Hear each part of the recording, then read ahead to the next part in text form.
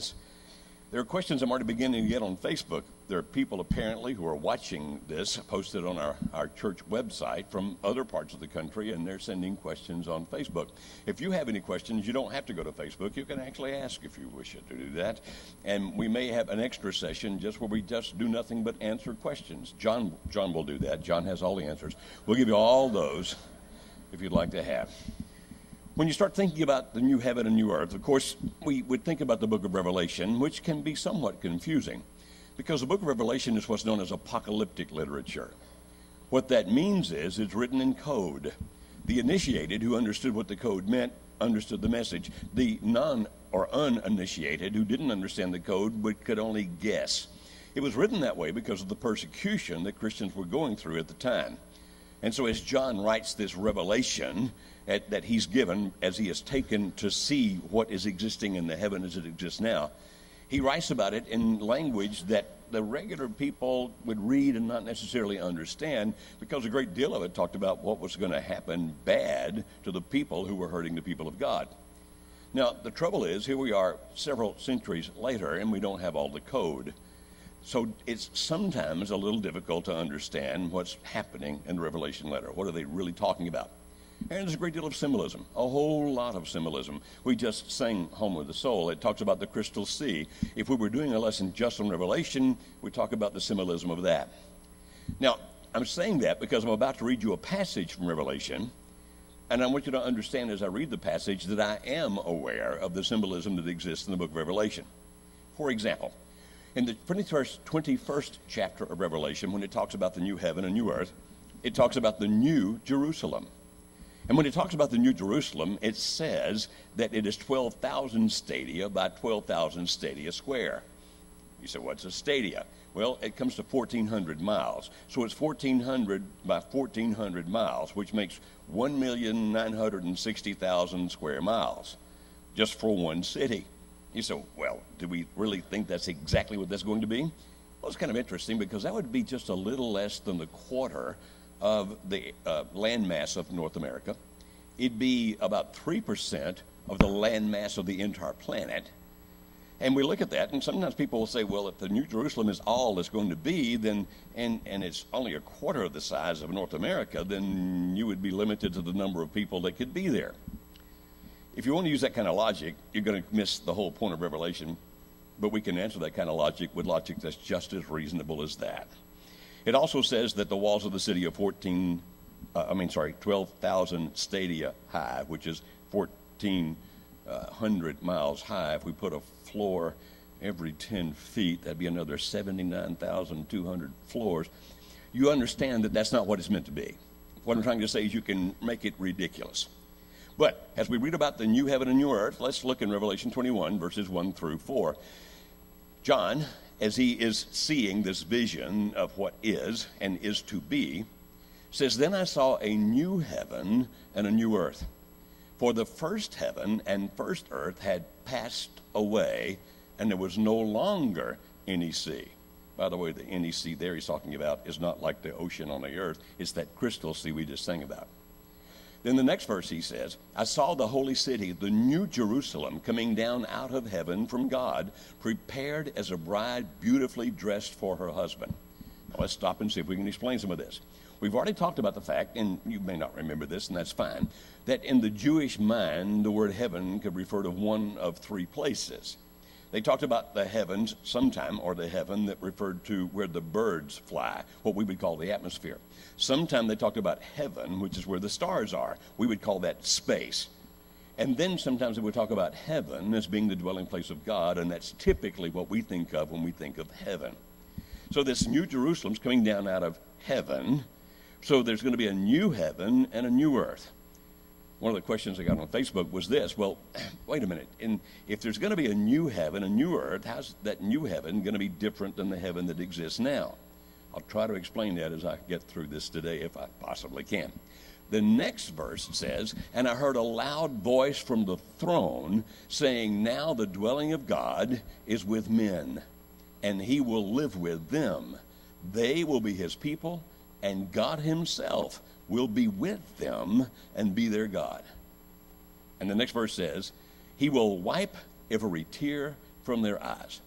There'll be no more death or mourning or crying or pain, for the old order of things has passed away. Now, what's he talking about passing away? He's talking about the heavens being destroyed, not heaven where he lives, not the third heaven, but the second heaven and the first heaven, that they will be destroyed. Now, when you read the passages that talk about it, and you're probably familiar with the ones that talk about how it'll be destroyed by fire, you need to also understand the way that God talks about those things. Back in the book of Genesis, when the flood came and Noah's family was the only family that was rescued and the rest of humanity, the rest of the people were drowned in the flood, the Bible actually says God destroyed the earth. But we look at it and go, wait a minute, he didn't completely destroy the earth, because that story continues from Genesis 6 on. The planet's still here. So when God talks about destroying the earth, don't necessarily picture it as exploding and never existing anymore. He means he destroys it as it is now. You say, but wait a minute, there are passages, we read them about how the heavens will be destroyed, how the planets and the stars will fall. That's right. But if you read in the Old Testament, for example, in the book of Isaiah, when he talks about the destruction of Edom that was about to occur, he talked about the heavens being rolled up as a scroll and the stars falling from the sky, and that's how he described the destruction of Edom. What it means is the destruction of that particular group of people would be so thorough that it's as if the heavens disappeared. So when you read about the everything blowing up and going away, understand that in the language of God, that doesn't necessarily mean that it ceases to exist. It basically means that it's washed clean, that everything else has been removed. Now, the new heaven and the new earth, what is the new earth going to be like? Well, now we'll turn to the book of Genesis, chapter 1, to see what this earth was like just after creation. So in Genesis chapter 1, beginning of verse 17, God set them in the expanse of the sky to give light on the earth. Next verse, please. I think, maybe, gentlemen, I gave you the wrong passage. Scroll down just a little bit from there. Let me find the right verse. Keep going. I'll tell you if we get there. Keep going. Okay, keep going. By the way, feel free to read that as we go past it if you wish. Keep going. I've given you the wrong place. Come on down. We'll find it in a minute. Start right there. Verse 26. Okay, and we're going to keep going from there. Then God said, let us make man in our image. Now, God, as we understand, exists in three persons, the Father, the Son, and the Spirit, so our makes sense here. In our likeness, and let them rule over the fish of the sea, and over the birds of the air, over the livestock, over all the earth, and over all the creatures that move along the ground. So humanity, the man that God was making, and the woman, Adam and Eve, would be rulers over everything. And he keeps on going. In the next verse he says, so God created man in his image. In the image of God he created him, male and female he created them. Now, I've given them the wrong passage, and just off the top of my head, I'm not exactly sure where I'm supposed to be now. But I'll tell you what, read the first 3 chapters of Genesis, and you're going to find what I'm about to tell you. All right? It's in chapter 1, chapter 2, or chapter 3. I guarantee you it's there. He goes on to say, if you can find the verse back there, gentlemen, it's not their fault, it's mine. Look where it talks about that all of the vegetation is given to be eaten, if you can find that when I'm talking. He goes on to explain that at that point, the earth didn't exist as it does now, in that there were no predators. Now, he doesn't say that per se, but here's what he says. He said that God gave the trees and the grain. Here we go. Thank you, gentlemen. That was still chapter 1, so I was close. Thank you very much. Beginning of verse 29, then God said, I give you every seed-bearing plant on the face of the whole earth, and every tree that has fruit with seed in it, they will be yours for food. And the next verse says, and to all the beasts of the earth, and all the birds of the air, and all the creatures that move in the ground, everything that has the breath of life in it, I give every green plant for food. They were all vegetarians. Even the animals were vegans. Now, personally, I'm not much into that. I don't know about you. I actually think that the vegans are not much into that because they take their vegetables and try to make them look like steak. So I'm thinking that really, what they really want is a piece of meat. But back then, all the animals were eating the plants. It was a world where there was serenity, where the wolf and the lamb could be together and not have to worry about what's going on. You say, well, if that's the case, when did that change? When Adam and Eve were thrown out of the garden, is that when that changed? According to the Old Testament, no. Many, many, many years pass, and they continue to be vegetarians until you get to the book of, we're still in the book of Genesis, in chapter 9, if you go to that verse. This is after the flood, after Noah's flood. And here's what God says. Everything that lives and moves will be food for you, just as I gave you the green plants. I now give you everything. And so things change. As the world had been destroyed by the flood, and therefore it's a new world, but definitely still an imperfect world, he now says it's going to get even worse, at least in terms of the animal kingdom, because now not only will everyone eat the vegetables, the leaves, the plants, etc., they will also now eat flesh. So that's where he goes. Now, I don't know about you, but I realize that while I love the pictures of earth, I've been some places that I think are absolutely beautiful. I've seen pictures of other places that I think are absolutely beautiful that I wish I had time to go to if I could get there. I mean, how many of you, for example, have been to the Grand Canyon? Did you find that magnificent? Have you been to Monument Valley, where they shot all? Isn't it not absolutely stunning to go to Monument Valley? Go find one of those old John Ford westerns, and you'll see they always shot them in Monument Valley. It's unbelievable. Anybody been on a ice parkway up in Canada where you drive across the glaciers and stuff? I mean, the world is just absolutely gorgeous and stunning. But at the same time, I know that I have been in some of those beautiful places like Alaska. I was with my son-in-law Lee, and there was a trail there. It was wintertime. Nobody was there but us. Just, everybody else was getting warm. We were southern boys who like snow. And here's this thing that says, here's a trail. And Lee said, let's walk up the trail. I said, okay, we can walk for a while. And then I saw this sign saying that there are a lot of bears there. In Alaska, there are 4 bears for every human. And I'm thinking, they'll just split us up amongst them. He said, you want to walk up that trail? I said, no, I'll just sit here and wait for you, and when you scream, I'm leaving. Because I know the bear might eat you. There are rattlesnakes in the world that might bite you. There are tigers and lions and all those kinds of things. And so we live on an earth where we are no longer the rulers. We obviously are the highest order. And with our guns and all those kinds of things, we can take control of things, but we are not the ones who are sovereign. That earth was perfect. That earth, not the one after the flood, the one in the Garden of Eden, that world had no tornadoes and earthquakes and all wildfires and all those kinds of things just didn't exist. So when he talks about the new heaven and the new earth, what he's talking about is making that first earth exist again.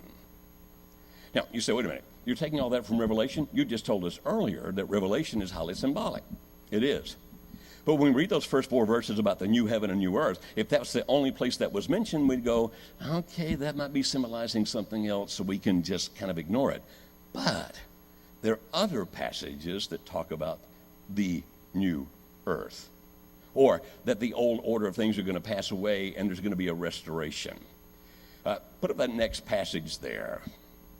If you look at Romans chapter 8 and verse 18, as the Apostle Paul talks about the struggles that come with this life, and we know there are struggles with this life.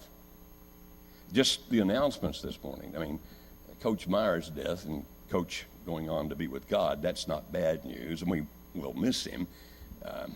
He was always extremely complimentary when he listened to anybody preach. He would come up afterwards and just say all these wonderful things.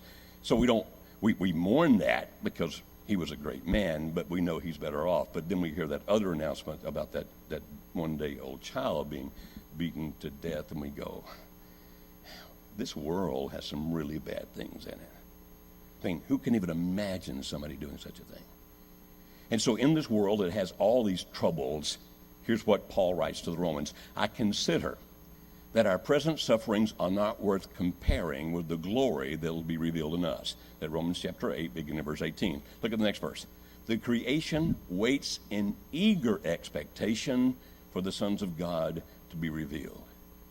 For the creation was subjected to frustration not by its own choice, but by the will of the one who subjected it, in hope that the creation itself will be liberated from its bondage to decay and brought into the glorious freedom of the children of God. We know that the whole creation has been groaning as in the pains of childbirth right up to the present time. Not only so, but we ourselves who have the first fruits of the Spirit groan inwardly as we wait eagerly for the adoption, our adoption as sons, the redemption of our bodies. For in hope we were saved. But hope that is seen is no hope at all.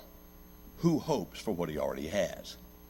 But we hope for what we do not yet have, we wait for it. But if we hope for what we do not yet have, we wait for it patiently. Now, did you understand? He says that that all of creation, everything that's been created, is looking for the time when it's going to be redeemed, when it's going to be changed, it's going to be different, it's going to be new.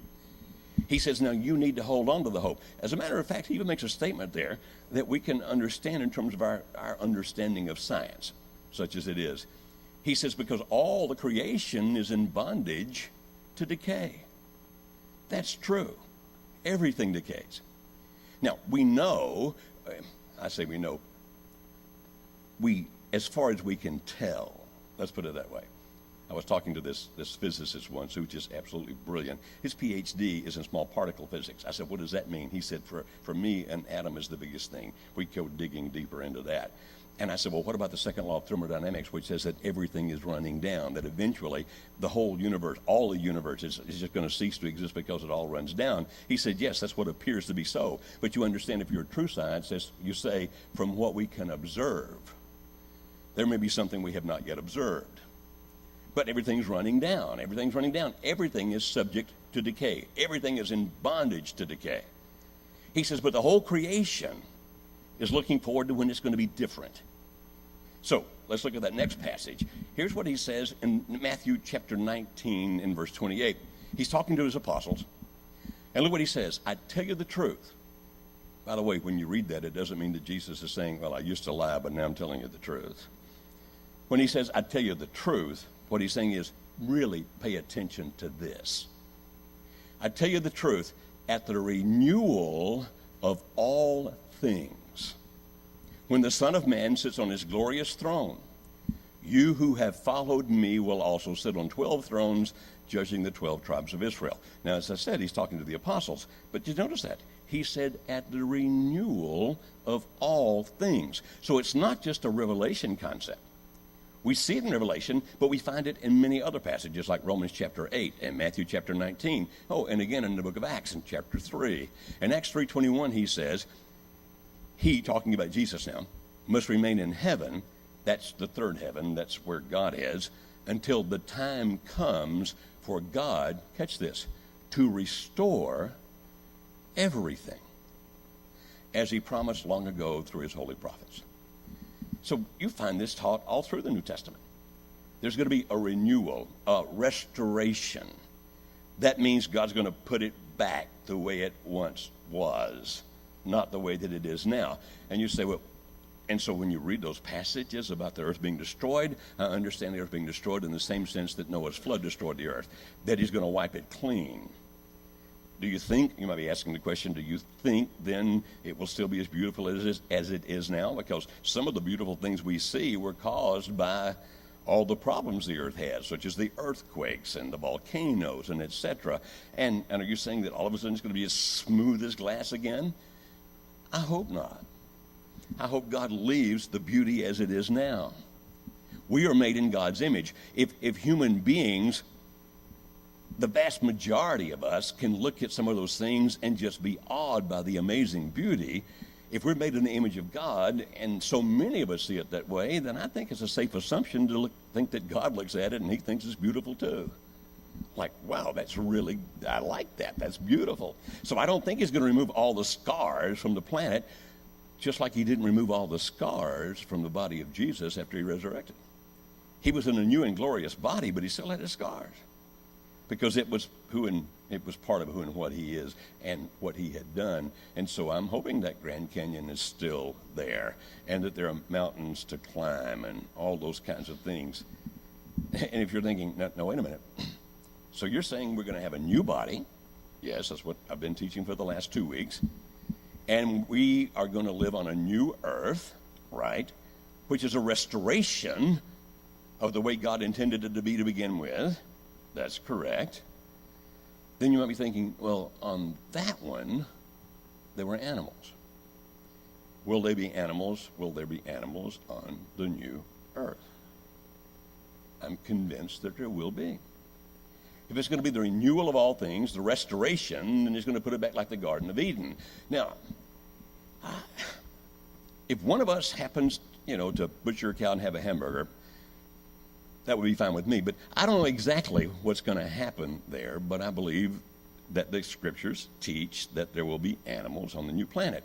I don't know about you, but I think I find many animals beautiful, do you not? And sometimes people say to me, well, I had this pet that I love with all of my heart. And as pets do, finally something happened, either an accident and the pet died, or old age and the pet was put down. Will I have my pet again? Now, what I used to believe and taught for many years was because animals don't have spirits like we have, then animals, once they cease to exist, are done. I mean, they're gone. That we continue to exist because we, in addition to being a physical being, we are also a spiritual being. But I kind of like what Billy Graham said once, or at least the guy who wrote under Billy Graham's name. There was this girl who wrote a letter to Billy Graham. I don't know if you ever used to read that column where he would answer people's questions. And she said, she talked about her pet that she loved dearly, and the pet had died, and she said, will I see my pet again in heaven? The answer, I thought, was extremely good. He said, if God chooses to recreate your pet, he certainly has the ability to do so. I'm convinced that's right. And if heaven's going to be a place of peace and joy and happiness, I'm convinced that for some of us, at least, who loved animals dearly, that God may just recreate that animal for us. Just put it back in existence. And I get excited about that. Now, as far as I'm concerned, up until last week, I thought it'd be okay if there were no cats. But then I saw that video on television. You guys see that? Where the dog attacked the boy and the cat saved the boy's life. And then I'm going, okay, 1 or 2 cats would be all right. That would be okay. A quick aside here. A few years ago, I was in South Dakota, and a guy told me he had just been in a big meeting, a Church of Christ leaders, and one of them said, we have Joe Beam on audio saying he tried to raise a cat from the dead. I said to my friend, what did you say? And I told him, a cat? Never. He had never tried to raise a cat from the dead. Bird dog, maybe, but not a cat. Actually, I like cats. But I really believe that there are going to be animals on that planet. Even when you read in the book of Revelation, it talks about horses there. God's going to put them here because God put them here the first time. God will put them here this time. There's a purpose for their existence, and we'll get to enjoy them, and we won't have to worry about walking on the trails in Alaska. Because if we see a bear, it'll be our buddy. I think that's pretty exciting. You're saying, wait a minute, you mean on this new earth we can actually go back to Alaska and climb the mountain? Why not? Well, because what we're supposed to do is sing for the rest of eternity, right? I mean, were you taught that? That we're just going to worship God and sing and do nothing but that for the rest of eternity? Think about if you wound up having to sit next to somebody like me. Then you'd be going, oh, Lord, don't let us do this for eternity. I don't think I can take listening to that for eternity. No, we're going to be on this planet. I was riding along with my good friend Rubel Shelley one day, and he said, Joe, I've been thinking about it, and I'm convinced that on the new heaven, on the new earth, that we're going to have libraries. We'll still be learning. We'll have some kind of transportation. I don't know what it would look like because I don't know when the world's going to end. If it ended now, it'd probably be transportation kind of like what we have. And now, immediately you might be thinking, libraries? Doesn't the Bible teach that when we die, we'll know everything? No, it does not teach that. Sometimes we refer to that passage in 1 Corinthians 13 where he talks about, then I shall know fully as I am fully known. And people heard that and say, know fully. So when I die, I'm going to know everything. You do not become God. You do not become an angel. Even if you did, that wouldn't help because angels don't know everything.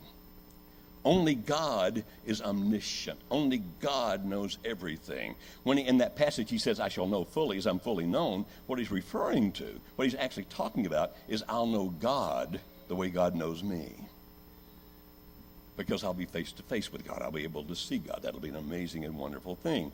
And so you say, then we can still be learning things? I'm convinced we still will. And so there'll be libraries and teachers. I'm convinced that the new earth will have many things that this earth has.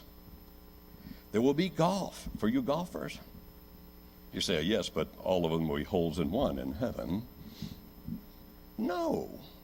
Where would the joy be in that? I mean, that would become so dull and boring so fast. It means that you can still play those games. You can still climb the mountains. Many, many years ago, back when I was a young man, late 1800s, there was this guy named Robert Schenck who had written a book called Life in the Sun. And many people in our fellowship in the Churches of Christ took to him immediately because we liked what he had written in that book. And I heard him lecture 2 or 3 times, and he was like, oh, wow, you got to hear Robert Schenck. He's amazing. Then he came out with another book. I can't remember the title of it. And in that book, he talked about the next life, and he talked about the new heaven. And he said, I really like growing tomatoes, and I look forward to growing tomatoes on the new earth. Now, this was back in the 1970s, early 70s. And we dropped him like a hot potato. We can't have a heretic like that. What was his heresy? We were still thinking about, singing for eternity. And how dare a man think he could grow tomatoes? By the way, not long ago I looked him up on Google to see if he's still alive. He is. He's retired, and he grows tomatoes competitively. I didn't even know you could do that. They have tomato judgings, and he has these awesome tomatoes. And so I'm thinking, and when I find out where he lives on the new earth, I'm going to go eat some of those tomatoes. Hopefully with a Vidalia onion and Duke's mayonnaise. I just think that would be awesome. You say, you really believe it? Hey, on the new, I'm going to show you 3 more passages really fast because I'm out of time. Look at that next passage I'm going to show you here from Genesis 2:15. We're still going to work. We're still going to work. We'll work on the new earth. The Lord God took the man, this is back when he created Adam, and put him in the Garden of Eden to work it and take care of it. Now, it won't be some of the same kind of work we're doing now. We're thinking, oh my, can we keep our business open one more day? And some people will have to learn new occupations because we won't need the doctors or the nurses to be doctors and nurses. We don't need hospitals. We don't need funeral directors. We don't need morticians. We don't need cemeteries. Some occupations will be out of business.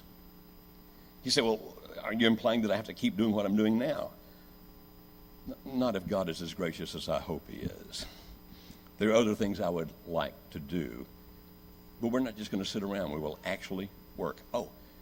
Now, a minute ago you said, and you really think you're going to eat a tomato? Yes. Where would you get that idea? Next verse. Luke 22:29. Here's what Jesus says.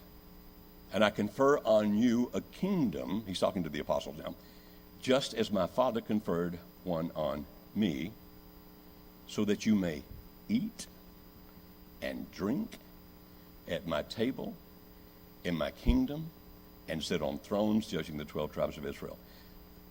He's not talking about this life. They're not sitting on thrones judging the 12 tribes of Israel in this life. He's talking about that life, and he said they were going to eat and drink. He said, well, just one passage. Oh, I'll show you another one. This one's in Matthew chapter 8. Jesus has just healed the centurion's daughter because the centurion, even though he was a Roman, had faith that Jesus could do it. And he starts talking about this amazing faith this Gentile has and how much stronger it is than the faith of some of the Jewish people. And in that context, he says, I say to you that many will come from the east and the west. What he's saying to these Jewish people is, in that kingdom, in that next world, in that new earth, it's not just going to be Jews. That's what he's saying.